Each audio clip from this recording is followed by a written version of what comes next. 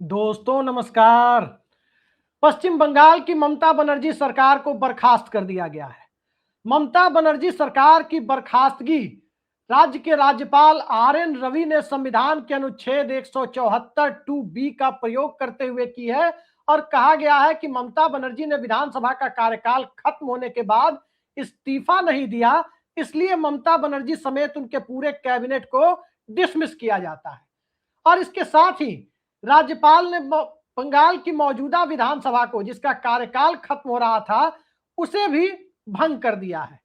सवाल यह है कि विधानसभा को भंग करने के साथ साथ ममता बनर्जी की सरकार की बर्खास्तगी की जरूरत क्या थी?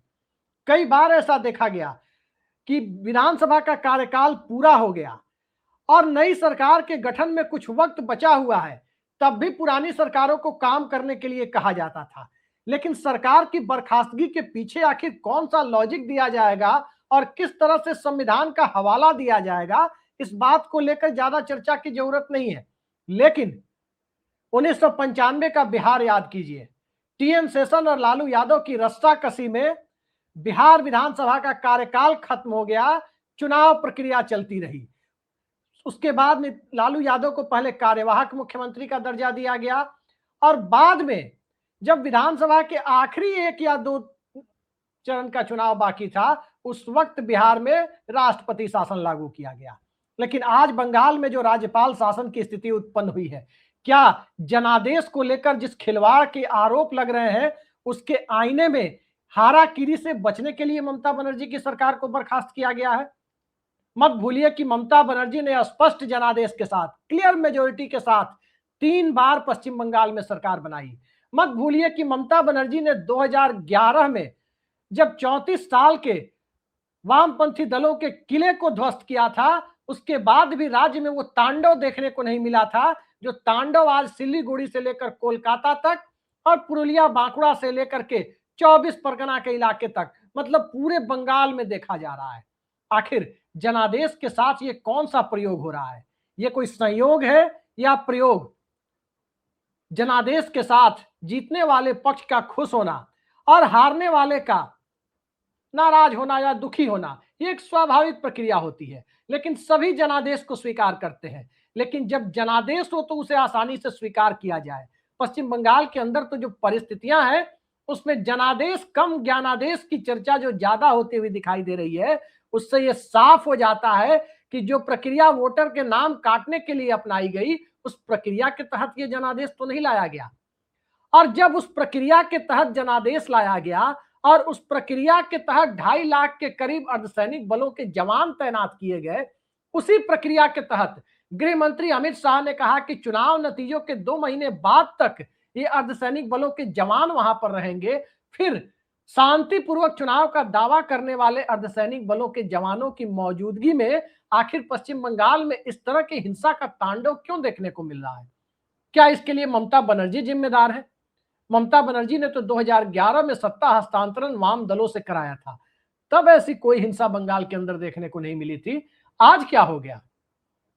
दरअसल ये चर्चा पश्चिम बंगाल से लेकर दिल्ली तक आम है कि बंगाल के अंदर क्या संघ और भारतीय जनता पार्टी एक प्रयोगशाला के तौर पर, एक लेबोरेटरी के तौर पर राज्य को इस्तेमाल करने की कोशिश कर रही है।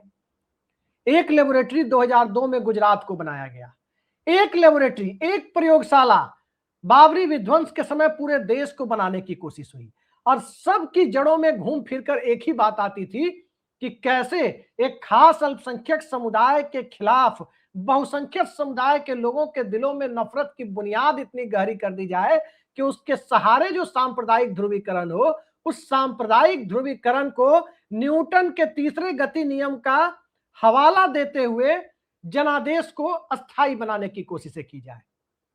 एक दौर था, आजादी का दौर, भारत विभाजन का दौर। उस दौर में बंगाल जल रहा था, सांप्रदायिकता की आग में जल रहा था। उसे बुझाने के लिए गुजरात से एक व्यक्ति गया हुआ था, एक ऐसा व्यक्ति जिसे कभी विंस्टन चर्चिल ने अधरंगा फकीर कहा था। और उस वक्त नोआखली से लेकर बंगाल के विभिन्न इलाकों में जिस प्रकार से उस फकीर ने बंगाल को शांत करने का काम किया, आज एक दूसरा फकीर स्वघोषित फकीर जब गुजरात से निकलकर दिल्ली की सत्ता पर बैठा हुआ है और जिस वक्त बंगाल जल रहा है उस वक्त पटना के गांधी मैदान में भाजपा के और एनडीए के मंत्रियों की शपथ ग्रहण में खिलखिलाकर हंसते हुए आनंद लिया जा रहा है, उसी दौर की परिस्थितियों के लिए ही तो ये कहावत नहीं बनी कि जब रोम जल रहा था तब नीरो बंसी बजा रहा था। पश्चिम बंगाल की स्थिति को सामान्य नहीं माना जा सकता।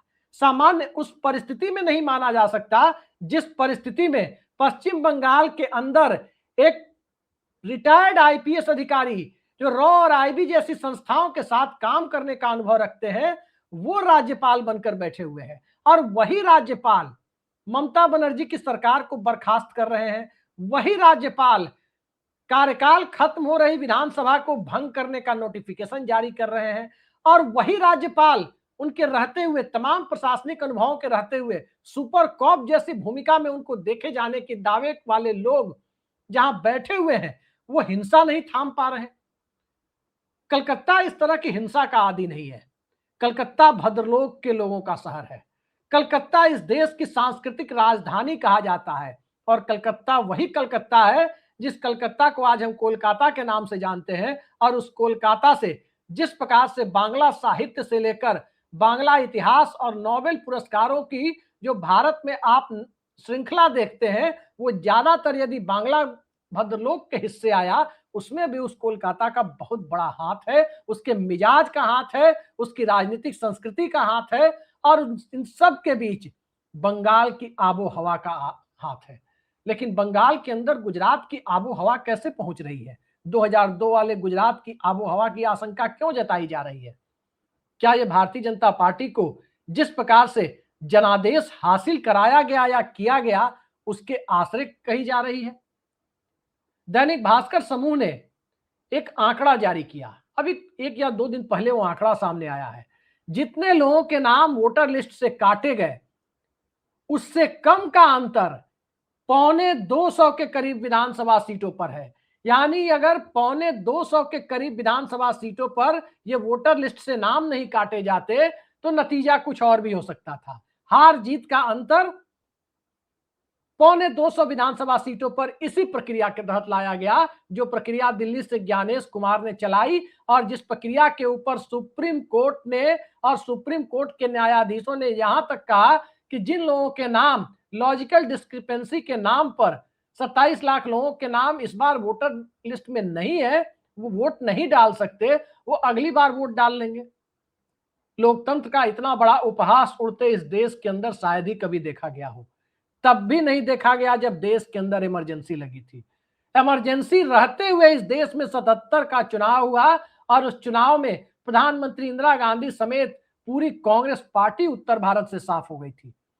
लेकिन तब भी संवैधानिक संस्थाओं के द्वारा लोकतंत्र का इतना बड़ा मजाक उड़ाते हुए किसी ने नहीं देखा। आज काउंटिंग प्लेस की फुटेज कहां है, वीडियोग्राफी कहां है? वो टीएमसी के लोग मांग रहे हैं, अभिषेक बनर्जी मांग रहे हैं, उन्हें दिया नहीं जा रहा। वोट चोरी के आरोप कर्नाटक से लेकर बिहार, महाराष्ट्र, हरियाणा हर जगह राहुल गांधी लगा रहे हैं, लेकिन उस पर सीधे सीधे बहु बेटियों की प्राइवेसी के साथ जोड़कर ज्ञानेश कुमार बीच में आकर प्रेस कॉन्फ्रेंस करने लगते हैं। लेकिन जब ज्ञानेश कुमार प्रेस कॉन्फ्रेंस करते हैं तो पारदर्शिता से उन्हें इतनी दिक्कत क्यों होती है, ट्रांसपेरेंसी शब्द उन्हें डराता क्यों है, इस बात का कोई मुकम्मल जवाब वो नहीं दे पाते। लेकिन पश्चिम बंगाल की हिंसा और तांडव उन्हें डरा क्यों नहीं रहा, ये सवाल अब लोगों के जेहन में कौंधना शुरू हो गया है कि क्या बंगाल भारतीय जनता पार्टी का वाटरलू बनने जा रहा है? ये 72-73 का दौर था। गुजरात में एक इंजीनियरिंग कॉलेज है, एलडी इंजीनियरिंग कॉलेज।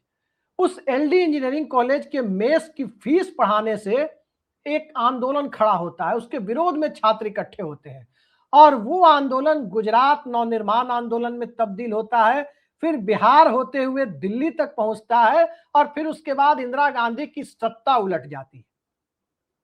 जो कांग्रेस पार्टी के लिए गुजरात साबित हुआ, क्या भारतीय जनता पार्टी के लिए वो बंगाल साबित होने जा रहा है?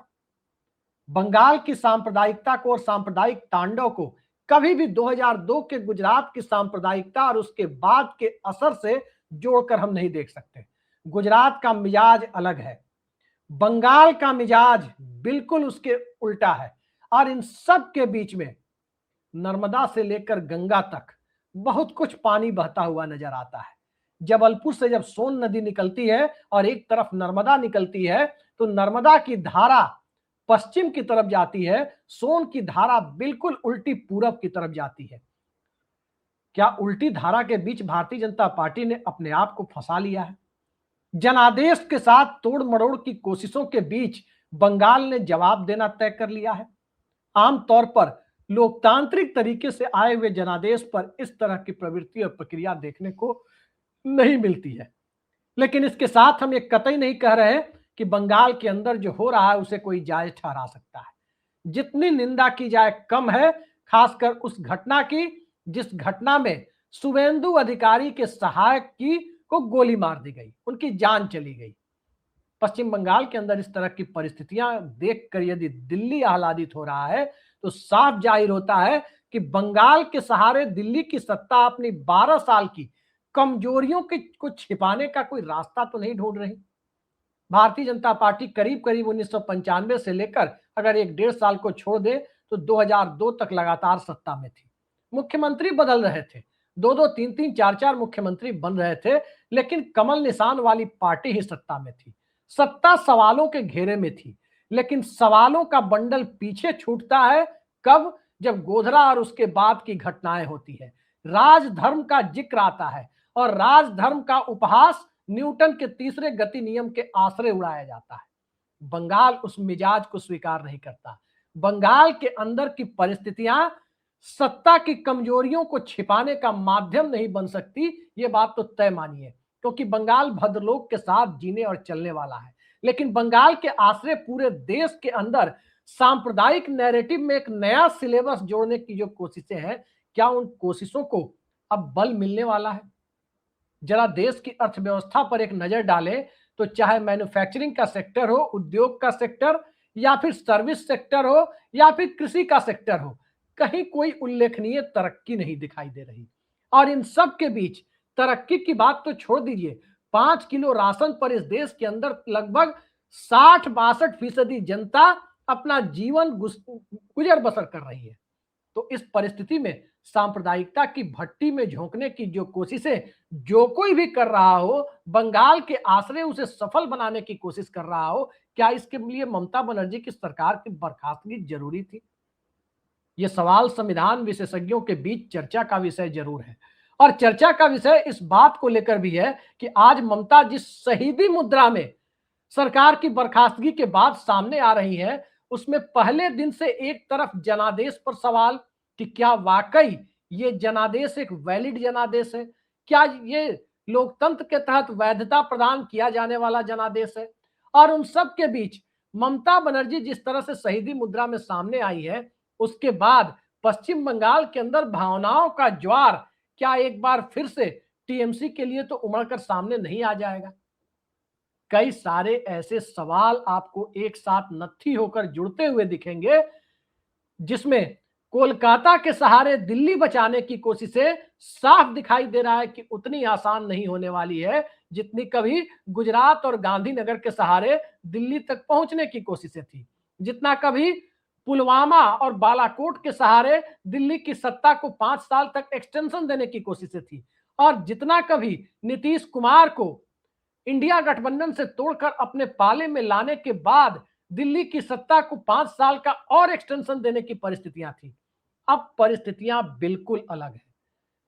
नौजवान और किसान पहले से ही सत्ता के खिलाफ जाते हुए दिखाई दे रहे हैं, और पश्चिम बंगाल की घटना नौजवान और किसान के साथ साथ मुसलमान को भी जोड़ती हुई दिखाई दे रही है। तो मत भूलिए कि लोकतंत्र के अंदर जिस सेफगार्ड की बात हम करते हैं, वो सेफगार्ड संवैधानिक ढांचा चरमराने की स्थिति में खुद को कसौटी पर पाता है।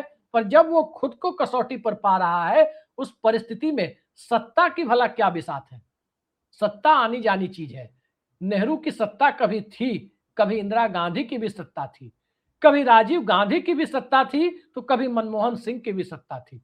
आज के दौर में सत्ता और सिस्टम के घालमेल के सहारे सत्ता को देवता बना देने की कवायद यदि गुजरात से चलकर दिल्ली पहुंचाई जा चुकी है, तो क्या अब वो गंगा सागर में ले जाकर डुबो देने की स्थिति में खुद को पा रही है।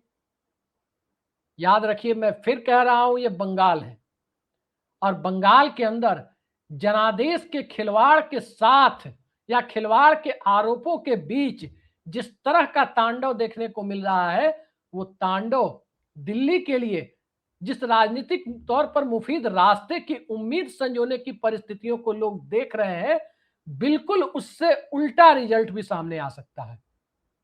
देखते हैं क्या होता है। हम सभी उम्मीद करते हैं कि बंगाल के लोग और बंगाल का समाज, बंगाल की सत्ता में आने वाले लोग, वहां की सिविल सोसाइटी हर तरह से इस तरह की घटनाओं को रोकने और शांति को एक मौका देने के लिए सबसे आगे आकर कोशिश करते हुए दिखाई देंगे।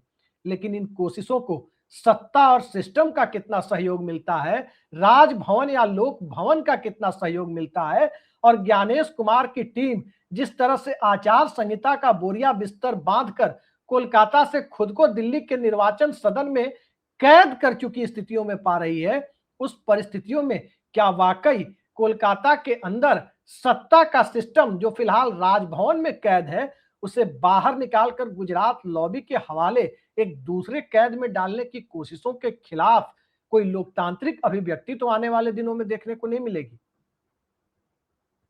थोड़ा इंतजार कीजिए। जनादेश के साथ का खिलवाड़ बंगाल बर्दाश्त करेगा, गुंजाइश इसकी बहुत कम लगती है।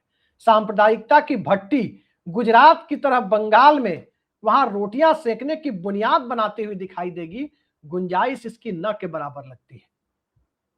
समय को भी थोड़ा मौका दिया जाना चाहिए, शांति को भी मौका दिया जाना चाहिए। लेकिन सरकार की बर्खास्तगी जिस रूप में की गई है, कम से कम उसे लोकतांत्रिक परिवेश का एक आदर्श उदाहरण तो नहीं माना जा सकता। ममता बनर्जी अब 15 साल के अंतराल के बाद उनके नाम के आगे पहली बार पूर्व मुख्यमंत्री का शब्द आज जुड़ गया। थोड़ी देर पहले जुड़ गया, लेकिन यह पूर्व मुख्यमंत्री का शब्द ममता बनर्जी के साथ कब तक जुड़ा रहेगा और कब यह पूर्व वर्तमान में बदल जाएगा, थोड़ा इसमें न्यायपालिका की भूमिका का भी जो लिटमस टेस्ट होना है, उसका भी हमें इंतजार करना चाहिए कि आखिर सुप्रीम कोर्ट बंगाल की चुनाव प्रक्रिया को किस तरह से देखता है। क्या पूरा चुनाव बंगाल का काउंटरमैंड किया जाएगा? क्या फिर से जनादेश लेने की परिस्थितियों में सरकार जाएगी या कोर्ट जाएगा? हालात तो कमोबेश इसी दिशा में जाते हुए दिख रहे हैं। देखते जाइए क्या क्या होता है। आज के लिए इतना ही। नमस्कार।